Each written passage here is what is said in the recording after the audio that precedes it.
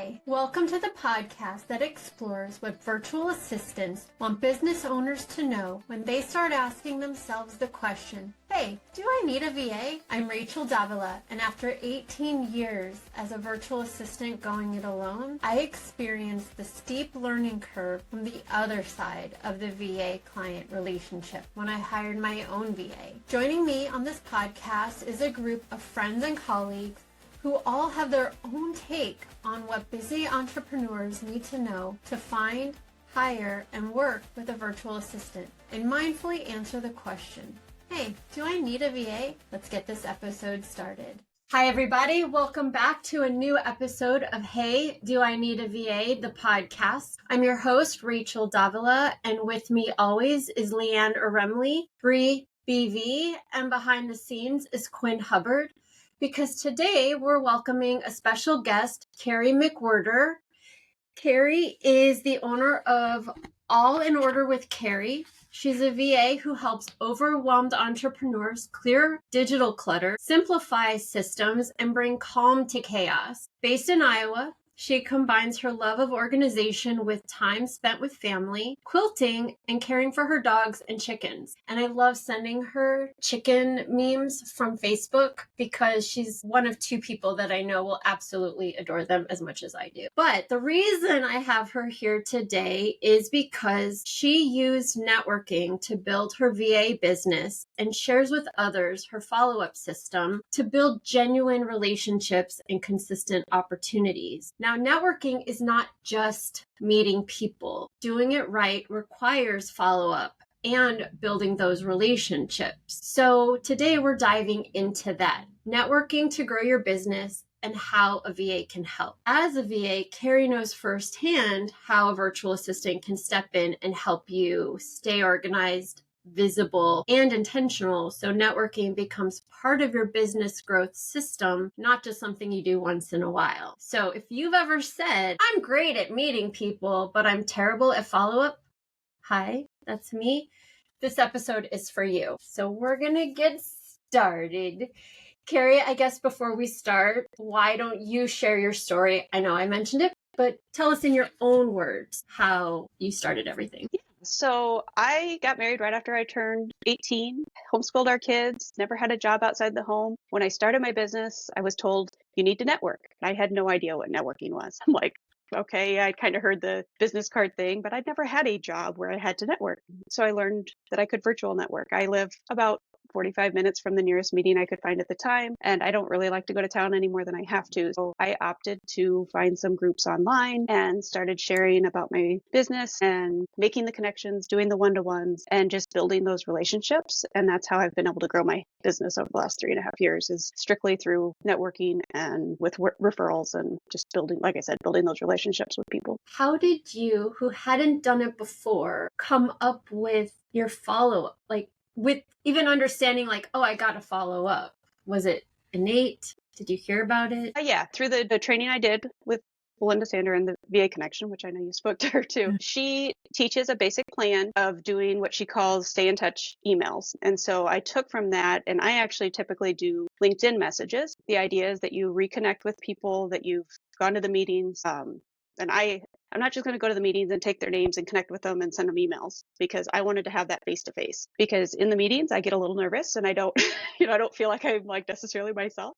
Now it's easier, but when I started, like I said, it was completely new. And so I wanted to do a one-to-ones. So then I would connect with them on LinkedIn and then send a message and ask if they'd want to do a one-to-one. And then I have a system where I send messages either through email or through LinkedIn or Facebook, just depending on where we're connected, every 3 to 4 months, just saying, hey, how are you doing? What's going on in your business? It's never a time to sell. It's always a time to build that relationship on a deeper level.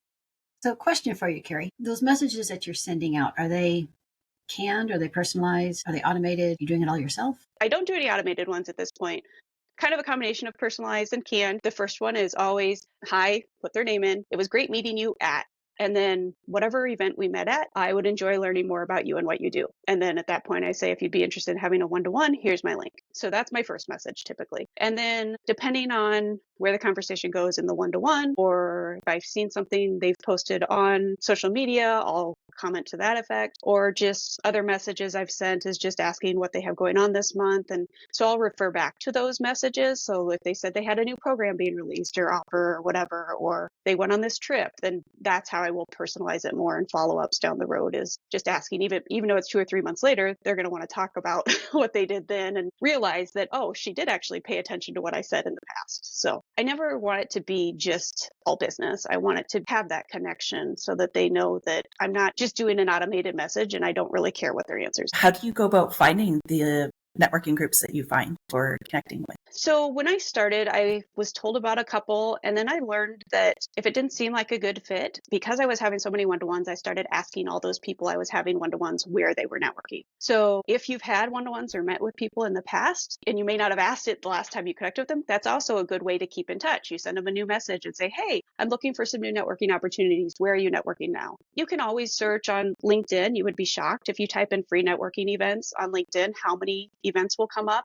You can limit it to the country. You can limit it to, whether you want just female ones or if you want group ones or industry, those types of things. Also Eventbrite and Meetup, you can search there. But I've found that honestly, the best ones that I've been introduced to are the ones that somebody else has referred me to. As big of a world as it is, it's a very small world, and people tend to overlap from different networking organizations. And so that's a great point of asking for that. And then at least you might know a friend who's there when you go and visit. Even if it's virtual, it can be a little overwhelming to step into a new group or network. So kind of seeing a familiar face, even if it's a little square in the corner, it's like, I know somebody here. Yeah.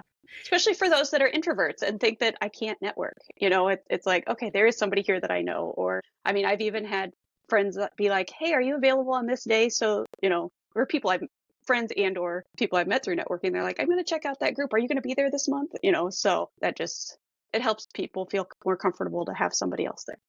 What kind of qualities, because you had said if it feels right, what are some of the qualities that you look for in a networking group organization? Well, you kind of touched on this earlier, but you don't necessarily want to be going to a group where everybody's trying to sell you something. You want to be there with people who are trying to, first off, you're creating a little visibility, but you're not just saying, oh yeah, this is what I do and I need clients, but you're looking for referrals. So you can ask for referrals, but I even more often, instead of asking for referrals, is I talk about people who are good collaboration partners. So like as VAs, often, like web designers or bookkeepers, or, there are things that we don't do, or that some of us don't do, that it's nice to have that person to be able to refer them to later. So by asking for referral partners, I guess, but it's more just people that you could work with who have similar types of clients. And then the other thing is you've been attending a meeting a long time, you've done the connections, and it's not going in anywhere as far as you're not getting referrals or you haven't gotten a client. Especially if it's a paid one, you need to really take into consideration, is that one that I need to keep paying for, or is it better to spend my time elsewhere? And it's okay to have that one that you made really good friends with, because having friends through networking,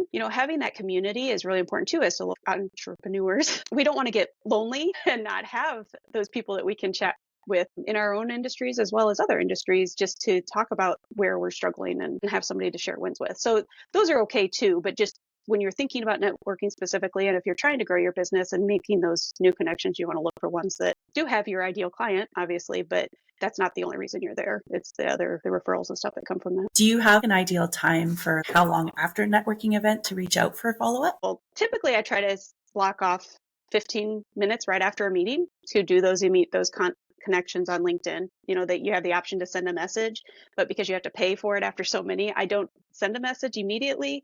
So I do just the connection. Typically people are sharing that link in their chat or in the chat or on a spreadsheet, whatever. So it's pretty easy to do that in 15 minutes. You don't have to do it with everybody, but pick at least 3 that you want to connect with. And then I watch for when they accept my connection request. And then that's when I will send that first message. But I would try and do it within 24 to 48 hours if you can't do it right away afterwards, just because even if you weren't in a breakout room, they still may recognize you from that big group, and you want to not be that random person that they have no idea who you are. So that's the other advantage of saying, hey, we met at, whatever group. So then they can kind of pull back together. Oh yeah, they were there. So Carrie, you're doing all these connections and stuff, and you're sending emails and you're following up and all these things. Is there a way VAs can help with that? Yeah, I actually do this for a couple of clients. After a meeting, they will send me that chat or the list, and I will make that initial connection, and then they'll take over the conversations. So a lot of times it is, I've talked to people numerous times during one-to-ones and they're like, oh yeah, I've got this whole folder of all these chats that I've saved and I've never done anything with them. And just think about all those people that you could have connected with and that could have been a client or could have been a referral partner. And so I can do that for them and they don't have to feel that initial pressure, because when you're replying to a message, it's a lot easier than doing that initial reach out for them. Do you have ways of tracking when you reached out to them and what platform that they were on? Like, do you have an ideal system that works well for you or for your clients? Yeah, so I started with just an Excel spreadsheet, put my headings across the top, and then I put a date of when we connected last, and I also had the date of when we had our one-to-one. So then if it happened to be a month later or whatever, I wasn't connecting too soon after. Or not that there's probably a way that you can connect too soon if it's, a genuine connection. But yeah, and then now I have it in my CRM, and you can just set it up in a way that's going to work for you. I mean, that's the thing, is I can say how I do it, and I'm happy to set my clients up how I do it, but everybody's brain works a little bit different. So it's like, okay, what is going to make it so you will do it? So like on mine, I have it set up with there's columns like when is my next keep in touch? So then I have the date, and then I also have a column that where am I going to keep in touch? So are they getting an email? Is it a LinkedIn or is it Facebook? Because I may not be connected with them in all the places, but that just is at a glance. And then I can sort them by date. So it's like, okay, these are my next 10 that I'm going to do this week. And then these are my 10 that I'm going to do next week. My goal is to do 10 a week. So I either do 2 a day or 10 a week. And then you figure you've reached out to 40 people at the end of the month. And it sounds like a lot, but if you're meeting those people, even if you're only attending 1 or 2 networking meetings a month, you're reaching out to those people that you met months or years ago and just saying hi. That reminder to do it. Well, yeah, and then that's the other thing is you can add. That's one of the whole reasons why I started in a CRM. For those of you that don't know, after 20 years of trying to keep it all in my head, because Carrie, I forget to look at the spreadsheet. Mm-hmm. I don't actually do that part. I need those reminders, that ping, that, hey, don't forget you wanted to follow up with this person. And so that's why I'm delving into the CRM. Well, and that's something too, is you can, like I said, by doing the 2 a day or 10 a week, I typically do them on Saturday mornings. My husband and I are sitting around before we start our day, and I pull my laptop out and I just do, it's like, okay, who's the next 10 people, for this date range. So if you just have that time set aside, whether it's 30 minutes during the week or, and if you do the LinkedIn messages, honestly, you can have them done in less than 10 to 15 minutes, because it's not like you have to spend a long time creating a different email for every one of them. And yeah, you can still personalize it, and that takes a little bit, but it's not like it takes you 10 minutes for each message. But the reminder, blocking that time on your calendar during the week, even if you don't have it specifically for each person, if you have that date in there and okay, this date range, if you can search by the date range of when they were added or when you networked with them last, that gives you the same thing versus just an individual task, because those tasks coming up daily, if you don't get to them, may feel a little overwhelming. So as a VA, can you set up those reminders for people? Yes. Do all that? Yep. I've done it both on calendars, or you can it through the CRM. I've done that as well. Is that one of the fears that business owners have? I know for me, it's a well-meaning thing, but in the grand scheme of things, it kind of falls below the line. I may want to do it more than I do. In fact, I do want to do it more than I actually do. But I think part of it was not having a system, not having the reminders, all of that, but then also going, well, is it too late? Can I go back? You have an answer for that, right? Yeah. So when I started doing it, I had been in business for a while and I'd network people, but I didn't have the system in place. And so on LinkedIn, you can go scroll back and see the last time you sent these people a message. And if you didn't have any messages, say you connected, you just accepted connect requests and you never sent it that initial message, you may have a whole lot of connections that you've never sent a message with.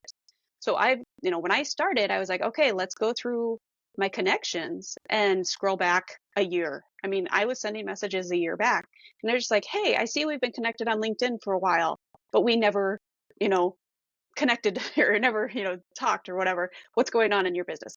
So it was just a way to start that conversation. And then they were in my cycle once I started doing it regularly.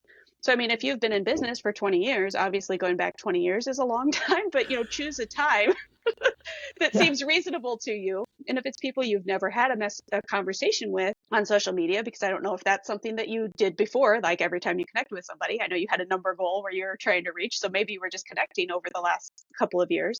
But I mean, that would be a way to start that connection and then get them on in your CRM and be like, okay, I sent them a message on this day, and now I want to reach out again in 3 to 4 months or 4 to 6 months, whatever seems reasonable for your timeline. I have 3 notebooks that I have to go back through to put them into the CRM, but it's a good, like you said, 10 at a time, put them in the system.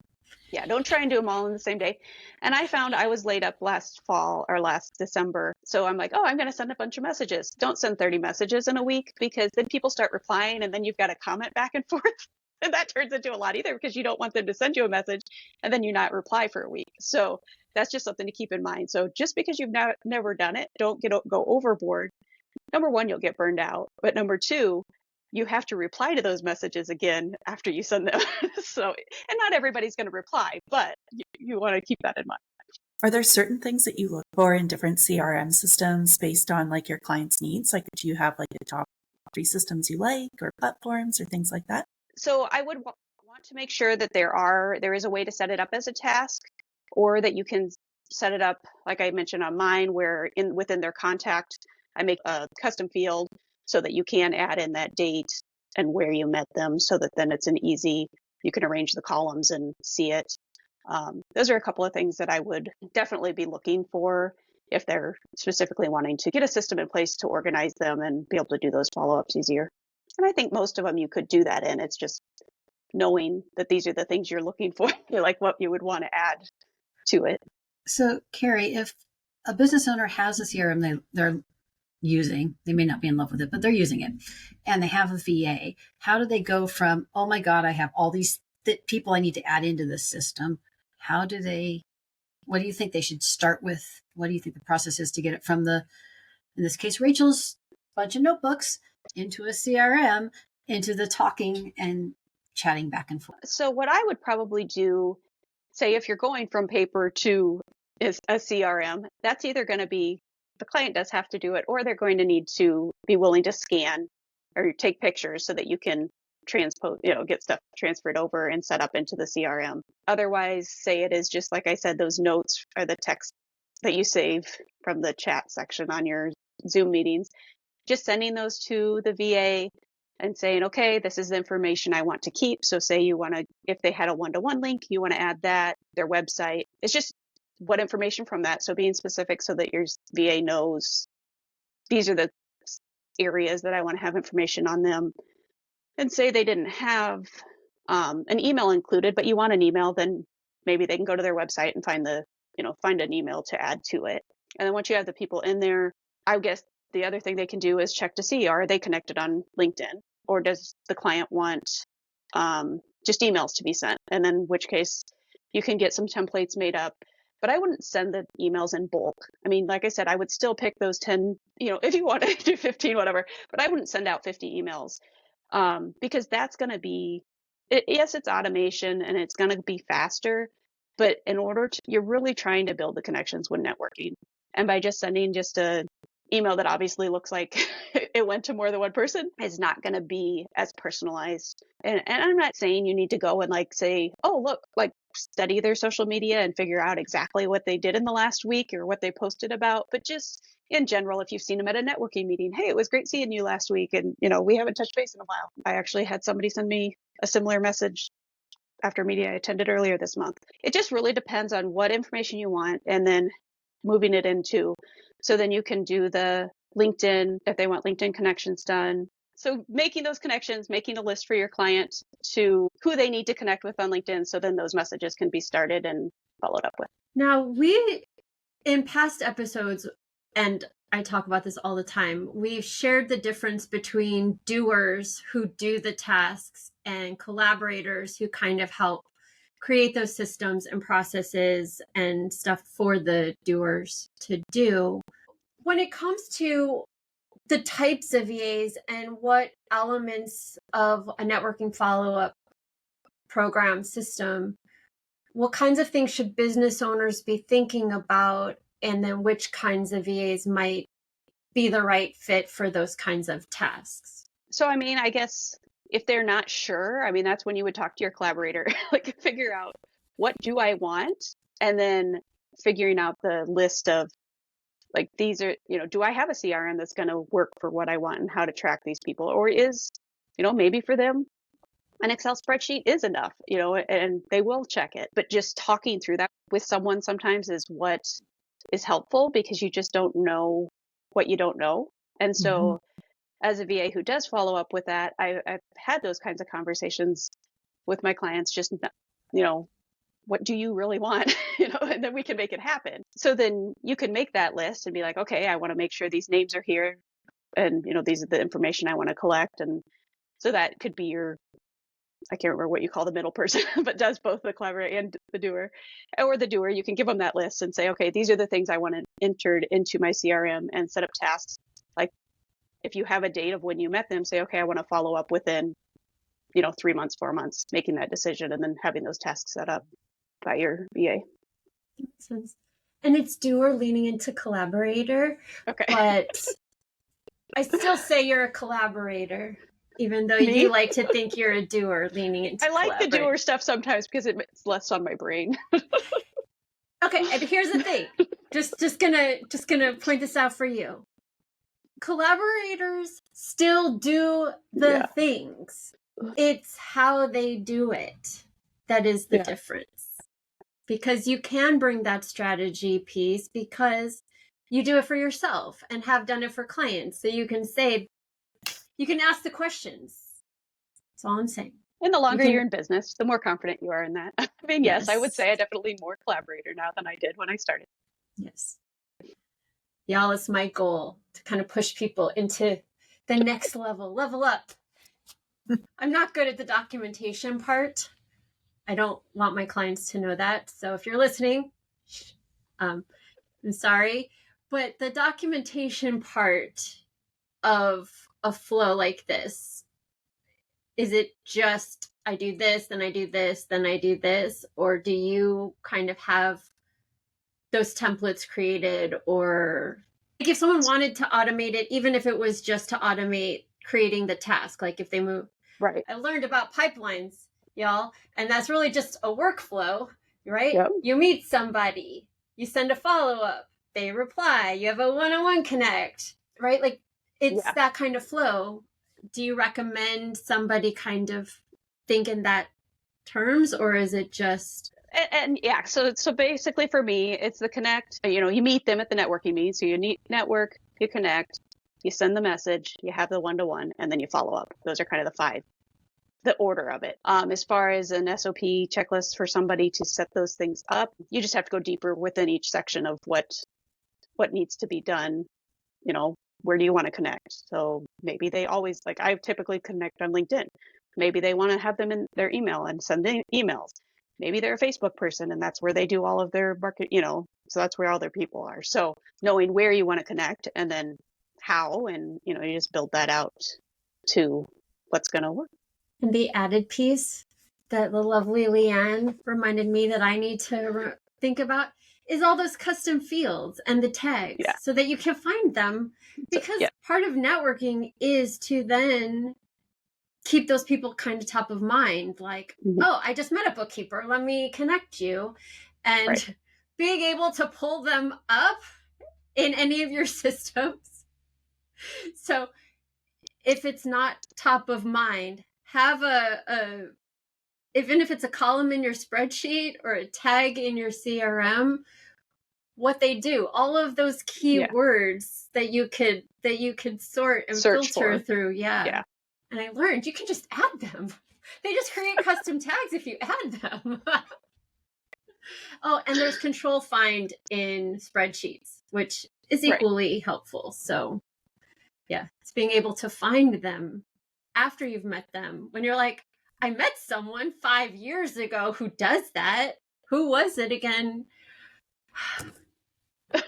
Get them out of your notebook. That's where the notebooks are a little hard to search. You can't search paper. You just can't search paper. However, I did start using a Remarkable, and you can search in that. So that's been a little bit, gives me my paper feel with not having, but you have to still do a little sorting to. I got the app for my iPad and the pen, and I write to cursive for it to understand, and then I'm out of the moment and I'm editing and it's, what did I mean here? I don't even know. So I just have to do paper. Like you said, every brain works differently, and it's, you know. Carrie, I was wondering, do you see common bottlenecks in a networking process based on like your work with different clients and stuff? Is there like common points or things that people end up getting stuck in? Usually it's that initial contact. That initial follow-up after a meeting. It's usually a mindset, so are they going to think I'm trying to sell to them? Am I just too busy? What are they going to think of me? Just kind of the same things that you feel going into a networking meeting when you're not comfortable, especially a newer meeting where you're not comfortable with the people yet. So I think it's just getting over that and being able to say, I'm going to send these messages, and if nobody replies, I'm going to send 10 more next week. I've had people reply to it and they're like, oh, do you use such and such a program?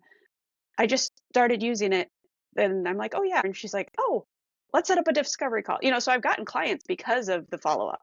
So, I mean, there's the benefit to doing it. So if you think about what could come from it, probably makes it a little easier. But yeah, probably the biggest bottleneck is just that first step of doing it. And then once you get into the habit of it, it's going to be easier and you'll see results and it'll make it worth the little bit of time it takes to do it.